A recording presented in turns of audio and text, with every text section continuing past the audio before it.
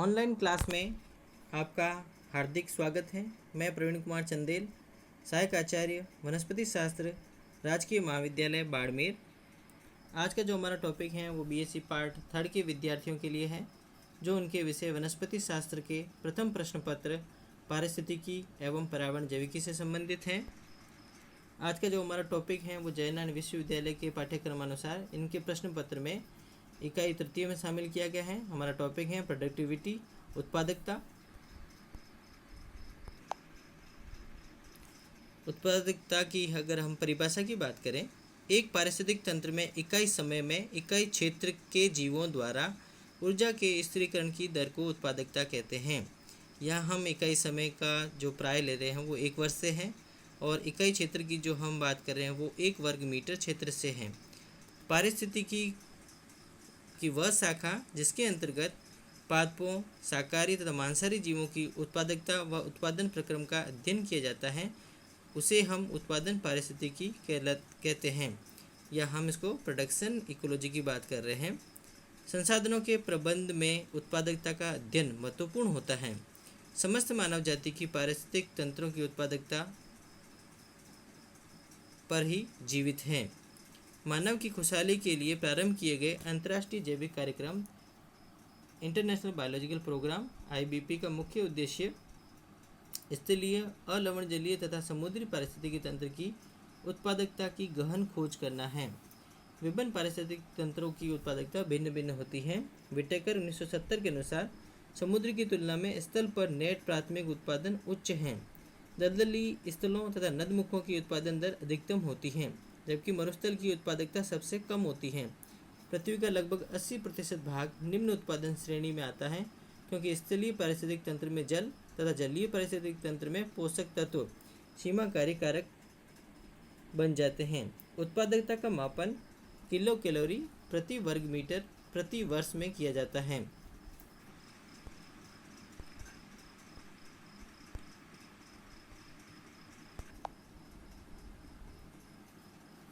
इस डायग्राम के अंदर हम ये देख सकते हैं मुख्य पारिस्थितिक तंत्रों का जो नेट प्राथमिक उत्पादन है, नेट प्राइमरी प्रोडक्शन, जो हम किलो कैलोरी प्रति वर्ग मीटर प्रति वर्ष के रूप में मापन करते हैं। तो इसमें देख सकते हैं हम कि जो ट्रॉपिकल फॉरेस्ट है वो उपोष्ण वन है, स्वाम्प्स एंड मार्शेज अनूप तथा दलदल है, तथा अटैच्ड एल्गी एंड एस्चुरीज संलग्न शैवाल तथा ज्वार नदमुख, इन तीनों के अंदर आप देख सकते हैं कि जो NPP है वो सर्वाधिक है 9000, और सबसे ऊपर हम देख सकते हैं एक्सट्रीम डेजर्ट चरम मरुस्थल, जिसमें सबसे कम है केवल 14 किलो कैलोरी पर वर्ग मीटर पर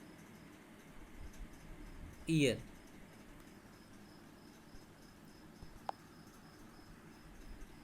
तो हमने उत्पादकता के बारे में देखा कि किस क्षेत्र की उत्पादकता सर्वाधिक है और किस क्षेत्र की उत्पादकता निम्न है। उत्पादकता के मूलभूत पहलू, fundamental aspects of productivity, Clark 1954 के अनुसार उत्पादकता के 3 महत्वपूर्ण पहलू या मूलभूत पहलू हैं। पहला है आपके खड़ी फसल। पारिस्थितिक तंत्र के विभिन्न पोषण स्तरों में जीवित पदार्थ की मात्रा को अप्रवाही सस्य या खड़ी फसल या स्टैंडिंग क्रॉप कहते हैं। इसे इकाई क्षेत्र में उपस्थित जीवों की कुल संख्या या शुष्क अथवा अशुष्क भार के रूप में व्यक्त करते हैं। खड़ी फसल के शुष्क भार की गणना ग्राम प्रति वर्ग मीटर में करते हैं।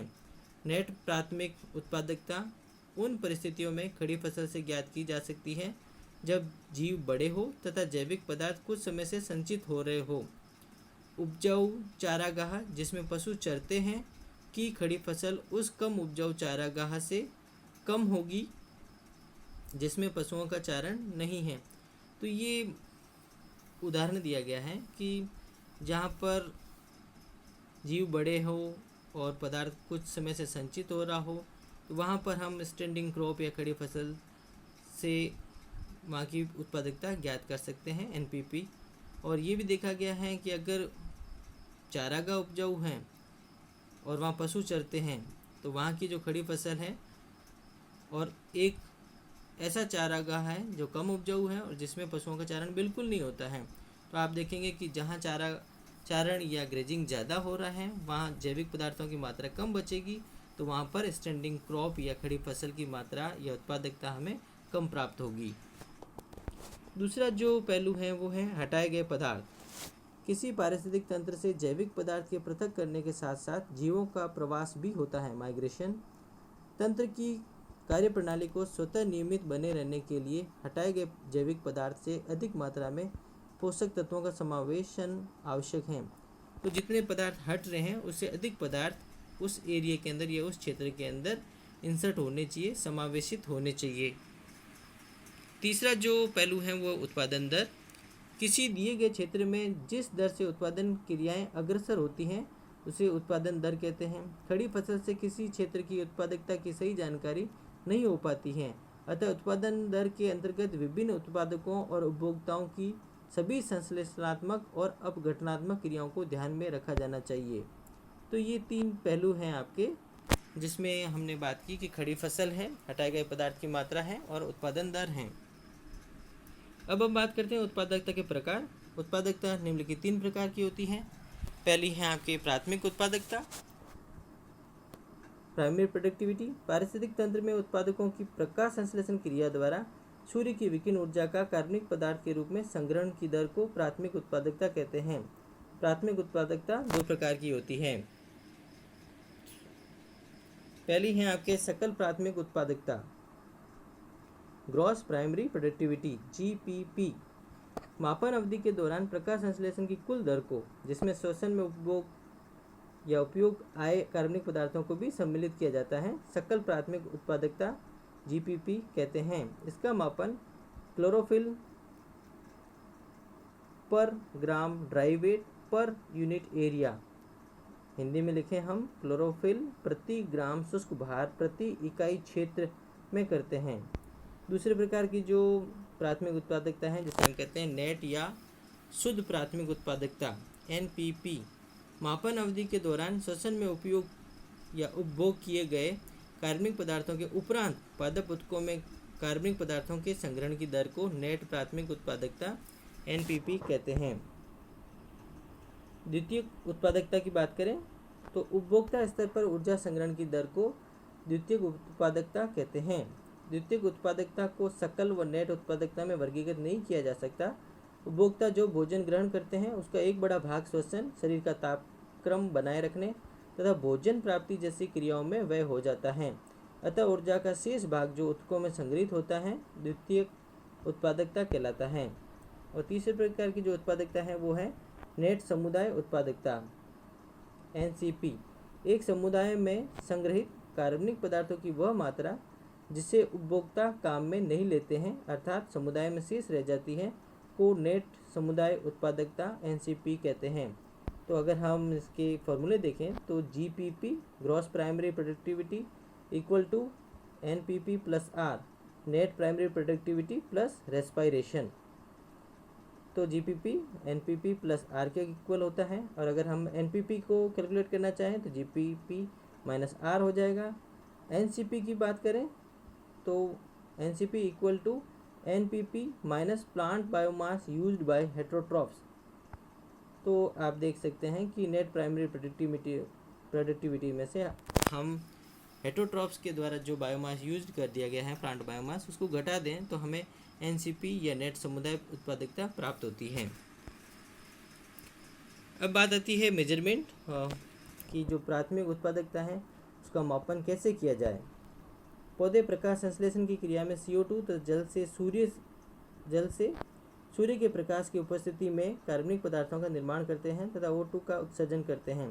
अतः प्राथमिक उत्पादन के मूल्यांकन के लिए CO2 अंतर्ग्रहण, O2 निष्कासन, कार्बनिक पदार्थों के निर्माण या रासायनिक ऊर्जा में बढ़ोतरी का मापन किया जा सकता है।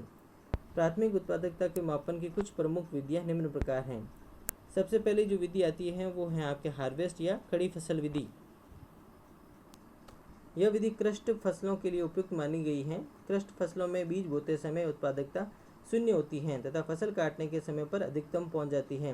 इस विधि से उत्पादकता ज्ञात करते समय यह ध्यान रखना चाहिए कि कीटों तथा अन्य जंतुओं द्वारा क्षेत्र से कोई पदार्थ हटने न पाए। चूँकि पशुओं द्वारा चरने तथा कीटों द्वारा खाने से होने वाले नुकसान का आकलन कठिन होता है, अतः सामान्य वनों हेतु यह विधि उपयुक्त नहीं मानी जाती। खड़ी फसल को जब भार के रूप में व्यक्त किया जाता है तब वह जैव भार कहलाता है। जैव भार में वृद्धि दर को प्राथमिक उत्पादकता माना जाता है। अतः समय T1 तथा T2 पर जैव भार के मूल्यांकन से प्राथमिक उत्पादकता का आकलन किया जा सकता है। अधिकतम जैव भार से निम्नतम जैव भार को घटाकर तथा उसे प्रेक्षण के दिनों की संख्या से विभाजित करने पर उत्पादकता शुष्क भार प्रति इकाई क्षेत्र प्रतिदिन ज्ञात कर ली जाती है। तो ये एक विधि है जिसके द्वारा हम उत्पादकता की गणना कर सकते हैं। दूसरी विधि है आपके ऑक्सीजन मापन विधि। यह विधि जलीय पारिस्थितिक तंत्र में उत्पादकता ज्ञात करने की प्राचीनतम विधि है, जिसे सर्वप्रथम गार्डर एवं ग्रान 1927 द्वारा प्रयुक्त किया गया था। यह विधि इस अवधारणा पर आधारित है कि प्रकाश संश्लेषण में प्रयुक्त CO2 की मात्रा निष्कासित O2 की मात्रा के समानुपाती होती है। अतः प्राथमिक उत्पादकता और निष्कासित ऑक्सीजन की मात्रा से ज्ञात की जाती है। इस विधि में 3 बोतलों का उपयोग किया जाता है। प्रथम बोतल प्रारंभिक बोतल इनिशियल बोतल, दूसरी सफ़ेद तथा तीसरी बोतल काली बोतल के रूप में प्रयुक्त की जाती है। काली बोतल में प्रकाश संश्लेषण की क्रिया नहीं होती है। जिस जलीय पारिस्थितिक तंत्र की उत्पादकता ज्ञात करनी है के जल से 3 बोतलों को भर लेते हैं। प्रथम बोतल से CO2 की प्रारंभिक सांद्रता ज्ञात कर लेते हैं। सफ़ेद तथा काली बोतल को कुछ निश्चित समय तक जल स्रोत में लटकाए रखने के बाद उपस्थित O2 की मात्रा ज्ञात की जाती है। सफ़ेद बोतल में प्रकाश संश्लेषण के कारण O2 की मात्रा बढ़ती है, जबकि काली बोतल में प्रकाश संश्लेषण पूर्णतः बंद होने तथा श्वसन की क्रिया के अनवरत चलने से O2 की मात्रा कम हो जाती है। तीनों बोतलों में O2 की मात्रा से प्राथमिक उत्पादकता निम्न प्रकार से ज्ञात की जा सकती है। GPP = DL - DD/H। यहाँ GPP ग्रॉस प्राइमरी प्रोडक्टिविटी है और जो DL है वो सफ़ेद बोतल में O2 की मात्रा है और DD जो काली बोतल में O2 की मात्रा है और नीचे H जो है वो समय है। काली व सफ़ेद बोतल को लटकाने का जो समय है वो यूज किया गया है। NPP = DL - DI/H।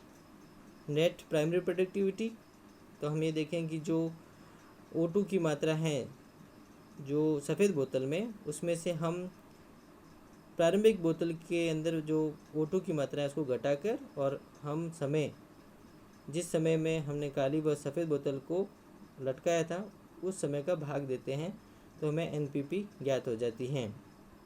इसी तरीके से हम CR की बात करें, कम्युनिटी रेस्पिरेशन समुदाय श्वसन, तो उसको हम ज्ञात कर सकते हैं। CR = DI - DD/H। DI initial या हम कहें कि प्रारंभिक बोतल में O2 की कंसंट्रेशन है और DD काली बोतल में O2 की कंसंट्रेशन है और H समय है। जो इसका मापन है वो हम ये कह सकते हैं कि O2 मिलीग्राम पर लीटर पर आर में किया जाता है। इसको 0.375 से गुणा करने पर उत्पादकता कार्बन के रूप में प्राप्त की जा सकती है। तो ये ऑक्सीजन की विधि है। जो आपकी तीसरी विधि है वो है आपके कार्बन डाइऑक्साइड विधि। यह विधि स्थलीय पारिस्थितिक तंत्र की उत्पादकता ज्ञात करने के लिए सर्वप्रथम ट्रांजू ने उपयोग में ली थी। इसमें नमूना क्षेत्र को कांच के कोष्ठ में बंद कर लेते हैं। ऐसे 3 कोष्ठ एक साथ लगाए जाते हैं। एक कोष्ठ में कोई पादप नहीं रखा जाता। 2 कोष्ठों में एक सामान्य व एक काला कोष्ठ है में लगभग समान आयु के पौधे रखे जाते हैं। इसमें हवा एक सिरे पर स्थित छिद्र से प्रवेश करती है तथा दूसरे सिरे पर स्थित छिद्र से बाहर निकलती है। उसे बेरियम हाइड्रोक्साइड BaOH2 के घोल में गुजारा जाता है। CO2 जो बेरियम हाइड्रोक्साइड द्वारा अवशोषित कर ली जाती है को 0.1 N HCl के साथ अनुमापन टाइट्रेशन कर ज्ञात कर लिया जाता है।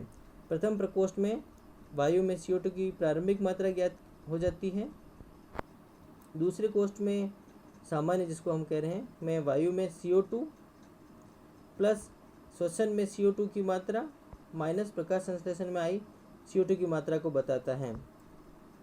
तीसरे कोष्ठ में, जिसको हमने काला कर रखा है, से वायु में CO2 तथा श्वसन में निकलने वाली CO2 की मात्रा का बोध कराता है। उपरोक्त आंकड़ों से उत्पादन प्रक्रिया में CO2 के उपभोग या उपयोग की दर को प्रति वर्ग मीटर गणना की जाती है। तो हम यह मान के चलते हैं कि जो कार्बन डाइऑक्साइड को हमने 3 चैम्बरों में प्रवेश करवाया है, उसमें जो फर्स्ट चैम्बर है जिसमें कोई प्लांट नहीं है, तो उसमें इनिशियल कार्बन डाइऑक्साइड की कंसंट्रेशन है, और जो सेकंड चैम्बर है जिसमें हमने प्लांट रख रखा है लेकिन वो नॉर्मल है, तो उसमें आपके जो वायु में CO2 थी, वो श्वसन में जो CO2 की मात्रा निकली वो माइनस प्रकाश संश्लेषण में काम आई CO2 की मात्रा। तो तीनों का हम नेट वैल्यू निकाल लें तो वो उसमें CO2 की कंसंट्रेशन निकलेगा। और तीसरे प्रकोष्ठ में प्लांट हैं लेकिन उसमें आप ये देखेंगे प्रकाश संश्लेषण नहीं हो रहा है, तो वायु में जो हमने CO2 भेजी वो तथा श्वसन में जो निकली CO2 है की मात्रा को वो बताएगा। तो इस प्रकार से तीनों बोतल्स के अंदर हम CO2 की अलग अलग कंसंट्रेशन ज्ञात करके और उत्पादकता को ज्ञात कर सकते हैं CO2 के माध्यम से। जो चौथी विधि है वो है रेडियो समस्थानिक विधि। जलीय उत्पादकों की उत्पादकता ज्ञात करने की यह अति संवेदनशील विधि है। इस विधि में ज्ञात मात्रा में कार्बन के रेडियो समस्थानिक C14 युक्त सोडियम बाइकार्बोनेट को पृथक पृथक काली व सफ़ेद बोतल जिसमें पादप प्लग भरे रहते हैं उपयोग लिया जाता है। कुछ समय पश्चात C14 प्रकाश संश्लेषण द्वारा कार्बोहाइड्रेट में स्थापित हो जाते हैं। निश्चित समय पश्चात पादप प्लग युक्त बोतलों में उपस्थित नमूनों को लेकर गाइगर काउंटर या गीगर काउंटर की सहायता से प्रकाश संश्लेषण के दौरान स्थिर हुए रेडियो कार्बन की मात्रा ज्ञात कर ली जाती है। तो ये रेडियो समस्थानिक विधि है जो गाइगर काउंटर के द्वारा ज्ञात की जा सकती है। पांचवी जो विधि है वो pH विधि है। जलीय पारिस्थितिक तंत्रों में प्रकाश संश्लेषण में CO2 का उपयोग तथा श्वसन में निष्कासित CO2 जल की हाइड्रोजन आयन सांद्रता को परिवर्तित कर देते हैं।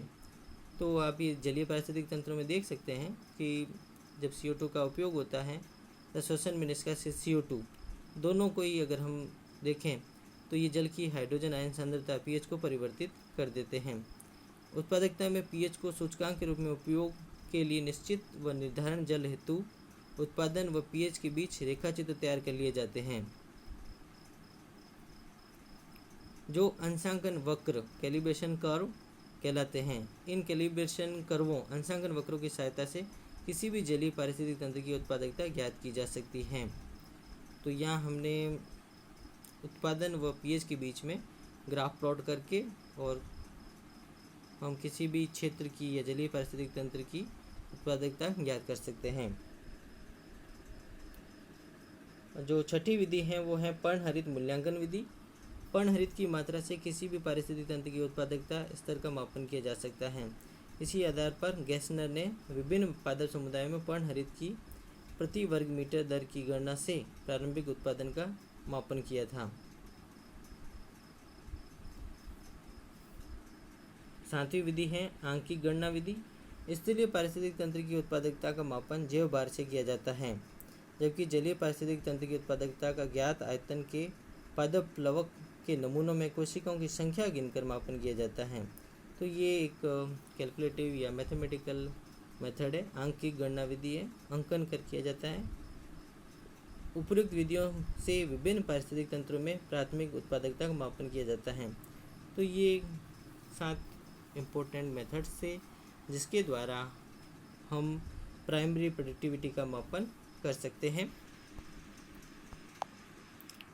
थैंक यू, धन्यवाद। तो ये हमारी इकाई 3 का जो अंतिम टॉपिक था प्रोडक्टिविटी, उत्पादकता, जिसमें हमने बात की उत्पादकता किन क्षेत्रों की अधिक है, किन क्षेत्रों की सबसे कम है। इसके साथ ही हमने उत्पादकता के प्रकारों की बात की, प्राथमिक उत्पादकता, द्वितीयक उत्पादकता और आपके समुदाय उत्पादकता या हम कहें NCP नेट समुदाय उत्पादकता। उसके बाद हमने देखा कि उसके जो फंडामेंटल एस्पेक्ट्स हैं वो कौन कौन से हैं, और लास्ट में हमने बात की कि जो उत्पादकता है उसकी गणना कैसे की जा सकती है।